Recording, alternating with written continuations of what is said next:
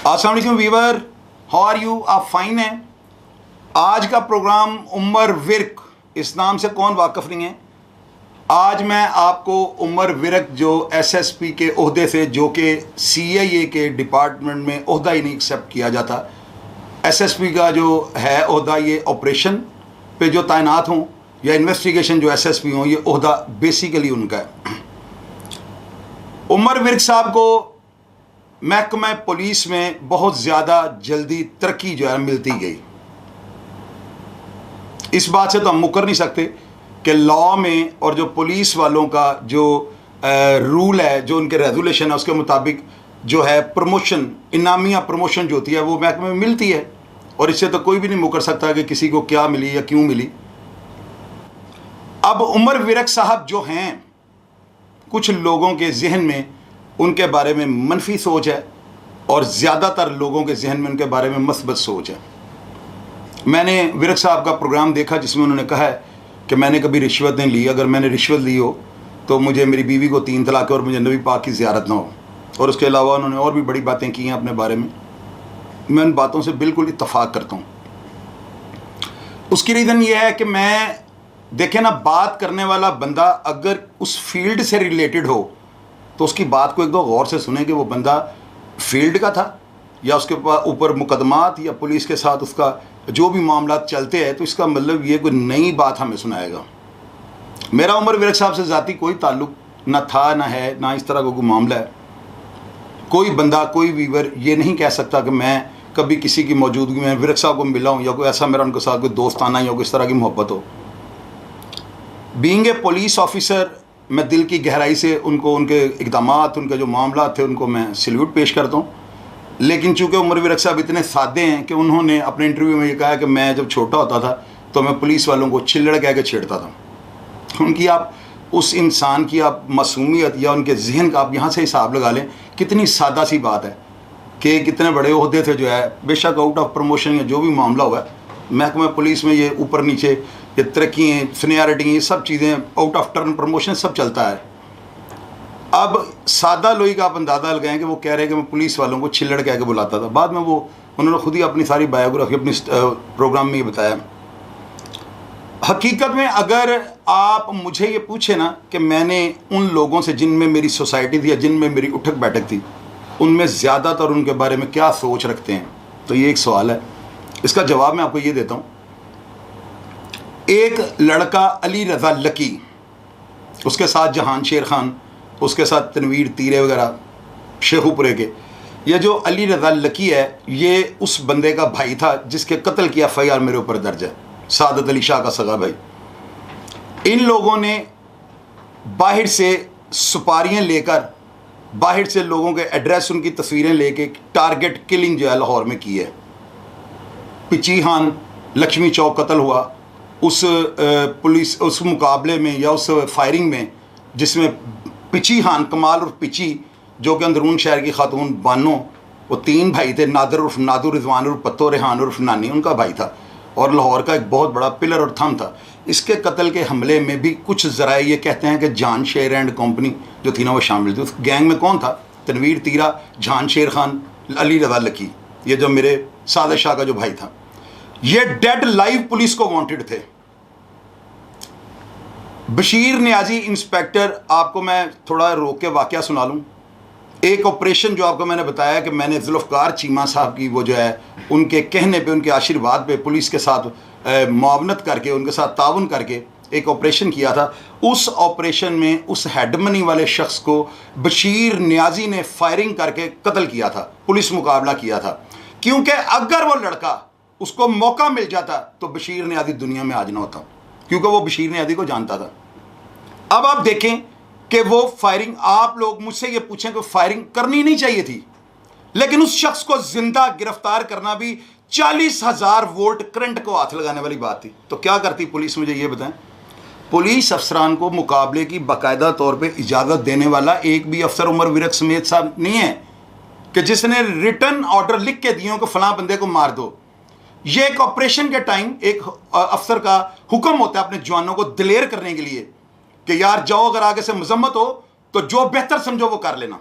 उसमें ज़्यादातर पुलिस वाले डरते हुए फायरिंग कर देते हैं और हम लोग उस पुलिस मुकाबले को मुतशबा पुलिस मुकाबला बना देते हैं। मुझे कोई एक वीवर ये कह दे कि राना मकबूल के दौर से लेके जिनको मैं जानता हूँ, गुल असगर, राय मीर खरल, अल्ताफ़ जग्गा, रऊफ़ डोगर, उसमें आप आ जाएं अहमद खान चद्दड़, उसमें आप आ जाएं गुलाम मोहम्मद कलियार, उसमें आ जाएं SP अमानुल्लाह, आप उसमें और इस तरह के अफसर हाकमवाद बलोच आ जाएं, राय मीर खरल आ जाएं, असलम साई आ जाएं, किसी पुलिस ऑफिसर ने एक वीवर मुझे कह दे, अन्नू चबेल से लेके सरू चबेल, लियाकत, किसी भी कोई किसी बंदे को रिटर्न ऑर्डरों पे पुलिस मुकाबले में मारा गया हो, तो मेरा सारी बातें आज तक की हुई झूठ है। ये सिर्फ रेड के टाइम जब उस बंदे को पकड़ने जाते हैं, अफसर ने उनको हौसला देना होता है कि यार जाओ, अगर मजम्मत हो तो मार देना। अब क्या हुआ, उस ऑपरेशन में बशीर नियाज़ी ने उसको मार दिया मेरी आंखों के सामने, क्योंकि मुझे पता है, मैं मौके पर मौजूद था। अगर बशीर नियाज़ी एक सेकंड गफलत कर जाए तो बशीर नियाज़ी, आज मैंने प्रोग्राम में उसके लिए मगफरत की दुआ कर रही थी।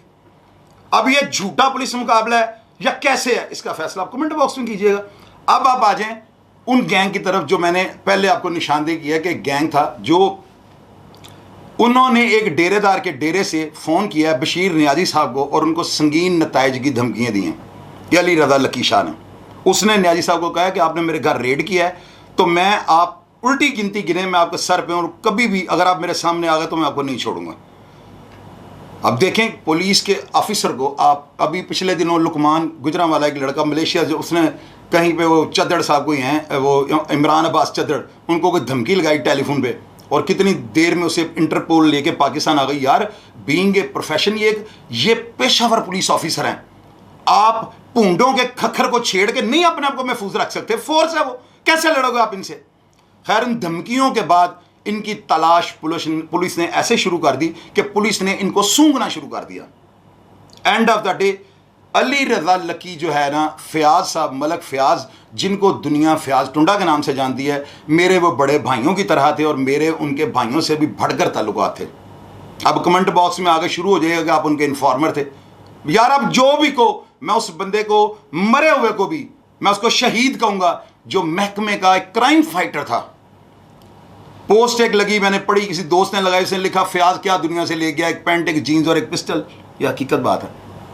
लोगों ने इल्ज़ाम लगाया कि शादाब कादरी, मेरे वो बहुत अच्छे दोस्त भाई हैं, कि वो उन्होंने, उनका सारा माल उनके पास है, अंडरवर्ल्ड के किसी पेज पे खबर लगी, वो पता नहीं इसने अपनी कोई ग्रिज निकाली। यार उस बंदे के पास था ही कुछ नहीं, अगर कुछ होता सबसे ज़्यादा मुझे पता होता। मैं उनका राइट हैंड, उनके भाइयों की तरह था, मुझे हर चीज़ का पता है। मैं इनके घर का बंदा, जो बातें आज आपको शेयर करने लगा। अली रज़ा लकी शाह को जब इन्होंने अरेस्ट करने की कोशिश की है, तो मड़ियाँ कब्रस्तान फैसल टाउन में आगे से मजम्मत हो गई। वो एक लड़के के साथ मोटरसाइकिल पे बैठ के कहीं जा रहा था, फ़याज़ साहब को मुखबरी थी, इनको इन्फॉर्मेशन थी कि वो वहाँ पे आ रहा है। मेरे ज़राए भी काम कर रहे थे, मैं भी मुतहर्रिक था, और बड़े ज़राए से उनके पास था सीन। अब जिस वक्त वो इनकाउंटर में मारा गया ना, तो अगले दिन जंग अखबार में ये खबर लगी थी कि शाहिद चौधरी ने उमर विरक साहब को 1 करोड़ रुपया रिश्वत देकर अपना मुखालिफ मरवा दिया। मैं आप भाइयों के सामने कुरान पाक पे हलफ देने के लिए तैयार हूँ। मुझे इस खबर के बाद, एक ऐसी गलत और बेबुनियाद खबर के बाद, मेरा दिल बहुत ज़्यादा परेशान हुआ कि यार विरक साहब या उनका स्टाफ क्या सोचेगा। जिस तरह बदमाश अपनी तशखीर के लिए कोई कर लेते हैं इस तरह का इकदाम, यार मैं उस कैटेगरी का बंदा ही नहीं हूँ। मेरी खबर, यानी कि मैंने 1 करोड़ रुपया दे दिया और मुझे करामे पाक लेके आए, मैंने 1 रुपया भी नहीं दिया। मेरा तो उनके साथ वास्ता भी नहीं, ना मेरी कोई इन्फॉर्मेशन, ना मेरा उसके ऊपर होमवर्क। अखबारात या इन बातों को अगर आप यक तरफा लेंगे, फिर तो वो उजरती कातिल हैं। लेकिन अगर आप रियलिटी को जानना चाहेंगे, हकीकत को, तो मैं बता रहा हूं ना आपको अंदर की बात, उसके बाद आप आ जाएं। एक हाजी एहसान था और अरफान मलंगी, ये 2 नारोवाल के भाई हुए हैं। अरफान मलंगी जो था, ज़िला नारोवाल में वहाँ की जेल के अंदर सज़ा उम्र कैद भी काट चुका है।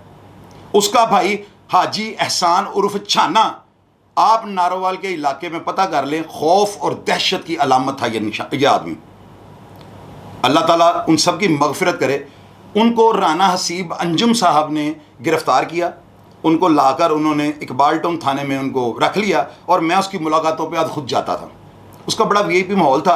राना हसीब अंजुम साहब बड़े अच्छे तरीके से उन्होंने, मेरा ख्याल गालबन वो पेश हुआ था या उसको किसी ने पेश करवाया था या वो पकड़ा गया, 3-4 बातें हैं। मेरे पास इनका प्रूफ नहीं है। बकौल हाजी छाने के वो ये कहता है कि युगंडा होटल में मैं खाना खा रहा था तो मुझे पुलिस की रेडिंग टीम ने अरेस्ट कर लिया। ये उसके अपने मरने वाले के अल्फाज थे। अब मुझे नहीं पता, बाद में अखबारात ने लिखा जी वो साजबाज से पेश हुआ था। ये इन बातों का मेरे पास कोई सबूत नहीं है। अब नाज़रीन ये हुआ, उसका भाई इरफान मलंगी वो जो है पुलिस वालों ने उनको ये कत्ल के केस में शुबा था कि ये कत्ल जो है ना हाजी एहसान ने बैरून मुल्क रहकर शायद करवा दिया है, या इसने उजरती कातलों को इस्तेमाल करके ततले आला के इलाके में कोई मर्डर करवाया है। पुलिस वालों ने कहा कि हम प्लेस ऑफ अकरेंस पे इसको लेके जाते हैं ताकि वहां पर हम जाएं और इससे पूछें फायरिंग करने वाले अफराद प्लेस ऑफ अकरेंस पे कहां मौजूद थे। अब उसका नक्शा बना हुआ है, जहां से बॉडियां बरामद हुई हैं उस नक्शे के मुताबिक खौल वो फ्रांसिक वालों ने और डॉक्टरों ने सब नक्शे बना लिए हैं। पुलिस वाले उसको लेके गए हैं। ये जो होता है कि जाए वकुआ पे लेके गए, वो मैं आपको बताना चाहता हूं। जाए वकुआ पे मुलजम को इसलिए लेके जाते हैं, आतिफ चौधरी को लेके वो भी कत्ल हो गया, वो अलग बात है, वो पुलिस मुकाबला जैली था या असली था, लेकिन लेके क्यों जाते हैं मैं आपको वो बता रहा हूं। वो वकूए की निशानदेही करते हैं कि ये बंदा बताएगा मैंने यहां पे खड़े होकर फायरिंग की तो हॉल इधर गिरेंगे, वो देखते हैं कि नक्शे में हॉल वहीं पे लिखे हुए हैं, इसका मतलब ये बंदा यहां पे मौजूद था। 302 में पुलिस बड़ी सिंसियर होकर इंक्वायरी करती है। अब उसमें मेरे पास इस चीज़ का कोई शाहिद मौजूद नहीं है। कुछ लोग ये कहते हैं कि पुलिस वालों ने उसके भाई को बुलाया, उससे को पैसे थे, रिकवरी मंगवा के इन दोनों भाइयों को ततले वाला ले जाकर पुलिस मुकाबले में मार दिया। लेकिन मैंने जब खुद इस बात की तस्दीक की है तो मुझे ये पता लगा कि वहाँ पर उनके ऊपर कोई कातलाना हमला हुआ है, उनके मुखालफिन ने या उनके दोस्तों ने कोई मजम्मत की है, जिसकी वजह से जो है ना इनकाउंटर करना ज़रूरी हो गया था।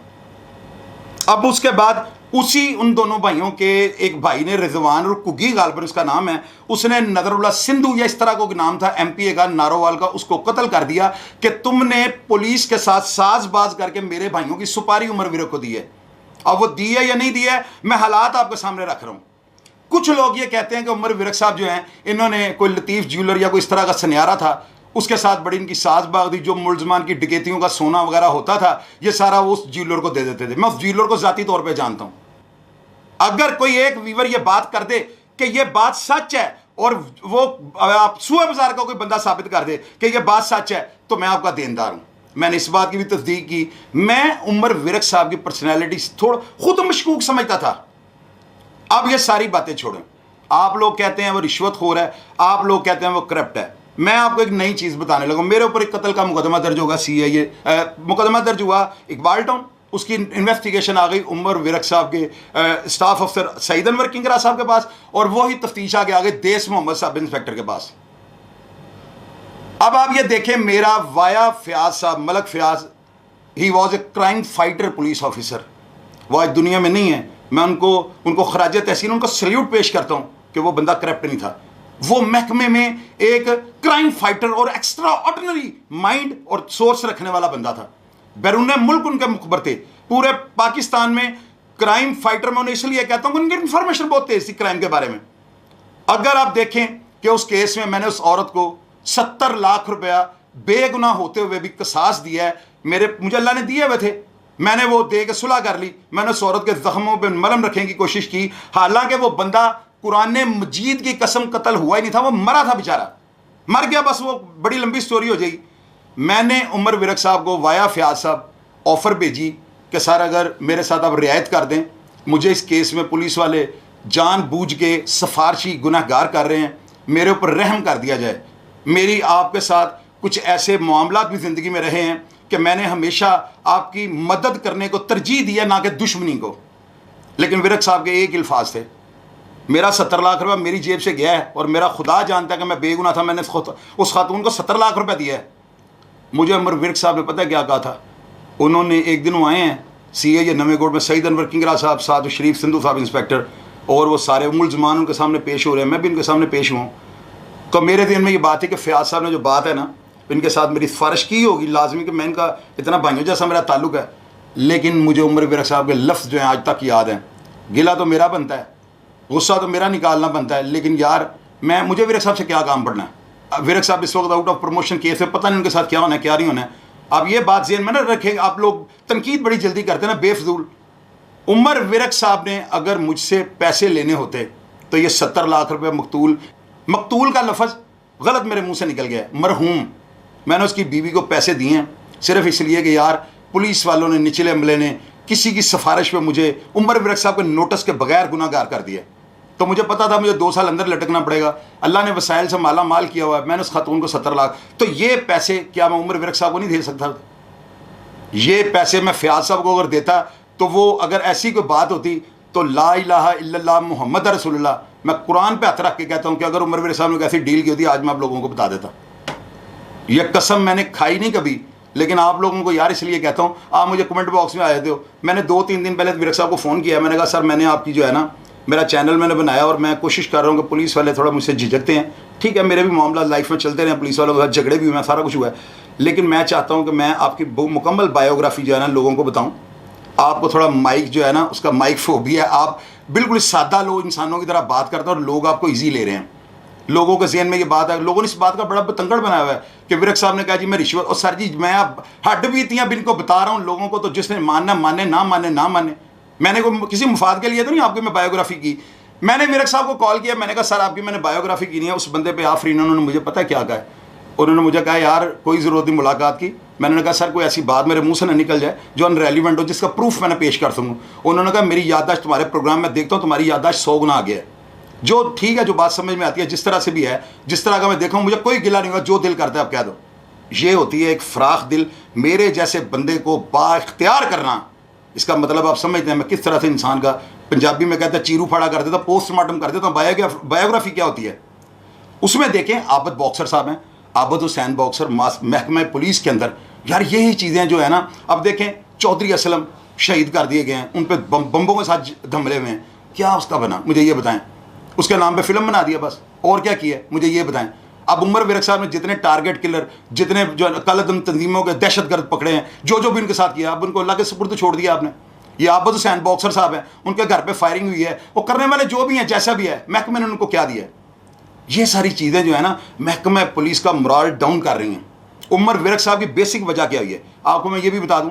ये मेरी नज़र के मेरे देखने के जो है ना, मैं जिस आंख से मैंने देखा कि आखिर ये क्यों हुआ, इसकी वजह मुझे सिर्फ एक समझ आती है। उमर विरक साहब सादा लो इंसान थे जब महकमा पुलिस में थे।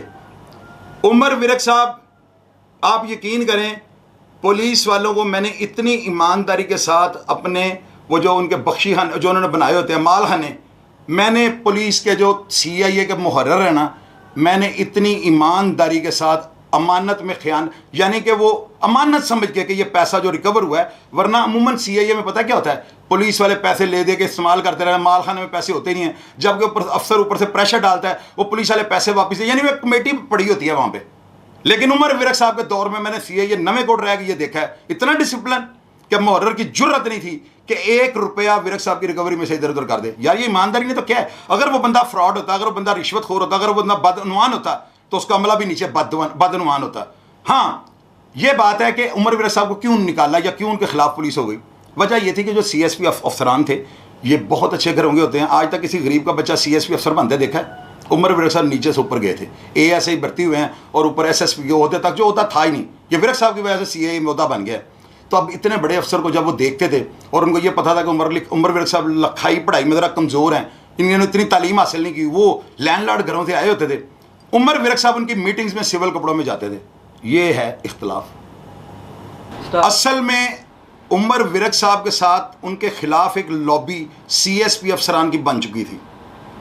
उन्होंने अपने DIG ऑपरेशन को शिकायत करनी कि सर हम वर्दियाँ पहन के जाते हैं और उमर विरक साहब सफ़ेद कपड़ों में आगे ऐसे बैठ जाते हैं। दरअसल इसमें उनकी सादगी कहूँगा मैं। इस बात को आप माने या ना माने, मेरा काम है जो दिल में है वो बात आपसे शेयर करना।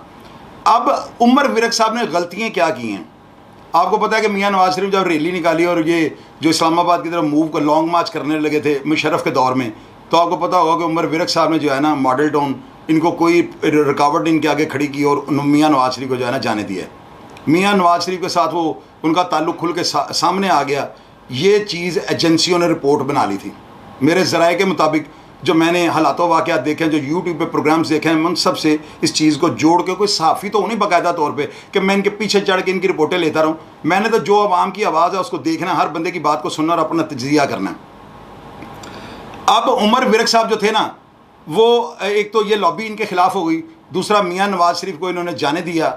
वो उस वक्त बड़ी गंभीर सिचुएशन थी, उमर विरक साहब टारगेट हो गए। उसके बाद इमरान खान साहब की हुकूमत आई, इन्होंने वो उनसे उससे पहले जो मियाँ नवाज शरीफ की जब हुकूमत के दौरान वो सानेहा मॉडल टाउन हुआ है, वहाँ पर इनके कुछ फ़ोन पे क्लिप्स ऐसे बने हुए थे जिनमें ये महसूस हो रहा था कि ये सारी कार्रवाई और जितनी भी पुलिस वहाँ पे बरजमान है उस मदरसे पे मजम्मत करने वाले जो अफराद हैं उनके साथ जो लड़ाई या जो भी मामला चल रहे थे, उसमें उमर विरक साहब की जो रिपोर्ट तैयार हुई वो बहुत ज़्यादा भयानक और खौफनाक थी। ये उसी लॉबी ने, उसी अफसरान ने अपने बड़े अफसरान को कह के अब एक तरफ 10 ASP हो जाए, एक तरफ एक SSP हो जाए CIA का, तो ज़्यादा पलड़ा जिसका भारिया बात उसकी सुनी जानी है।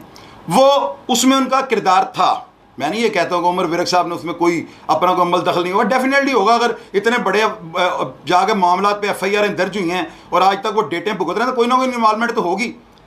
लेकिन वो एक जो है ना किड निकालने का टाइम था जिसमें सारा मुद्दा तकरीबन उनके ऊपर डाल दिया गया और वही लॉबी इनके खिलाफ जो है ना बोल गया। अब आप ये देखें वो लॉबी आज भी ऑपरेशन अपने हुद्दों पे बरजमान है और मैं विरक साहब की वकालत कर रहा हूँ।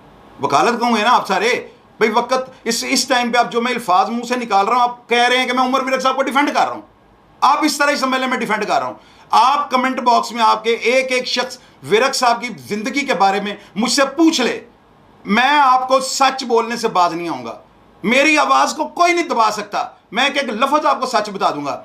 लेकिन कुछ ऐसी बातें, मेरे ऊपर भी प्रेशर है, मुझे भी अपने ताल्लुकात की, मुझे भी अपने रहन बहन की एहतियात है, मुझे बड़े तहफ़्फ़ुज़ात है मेरी जिंदगी के साथ। मैं किसी के ऊपर गलत इल्ज़ाम लगा के क्यों अपने दुश्मन बढ़ाऊं? मुझे पहले तो ये बात बताएं।